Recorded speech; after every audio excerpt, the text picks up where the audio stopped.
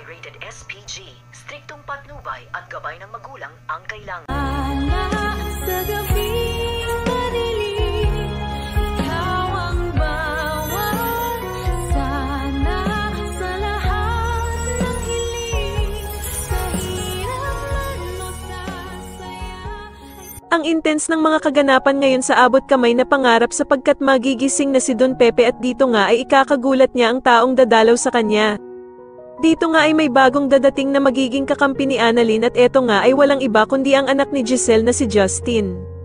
Samantala ay makakasalubong ni Annalyn ang bagong tauhan na si Justin at dito nga ay malalaman niyang dadalaw din pala ito sa kanyang lolo Pepe. Magugulat naman ng sobra si Annalyn dahil sa halos kilalang kilala na nga siya ng babaeng ito at maging ang kapatid nga niyang si Zoe ay itatanong nito.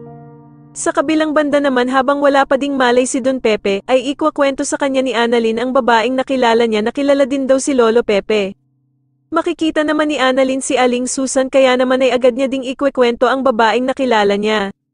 Sasabihin naman ni Aling Susan na parang teleserye na nga daw ang nangyayari sa buhay nila na biglang may dadating na nga lang daw na bagong tao na hindi nila kilala. Sa kabilang banda naman ay susundin na nga ng tuluyan ni Lynette si Doc Carlos na magpatingin na kay Doc Dennis dahil sa mga kakaibang nangyayari sa kanya.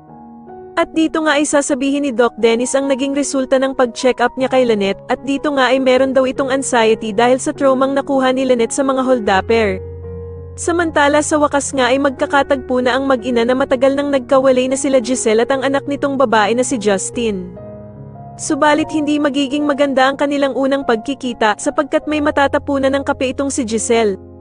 Kaya naman ay sisermonan siya ni Justin at pagsasalitaan siya nito ng hindi maganda. Sa tingin niyo maging kakampi nga kaya talaga nila Annalyn ang bagong tauhan na si Justin o maging kakampi ito nila Zoe at Moira. Mas lalo na nga talagang nagiging exciting ang mga susunod na kaganapan kaya naman ay mas lalo pa nating abangan ang mas lalong gumigandang abot kamay na pangarap. Maraming salamat po sa inyong panonood at sana po ay masubscribe niyo ako. Maraming salamat po.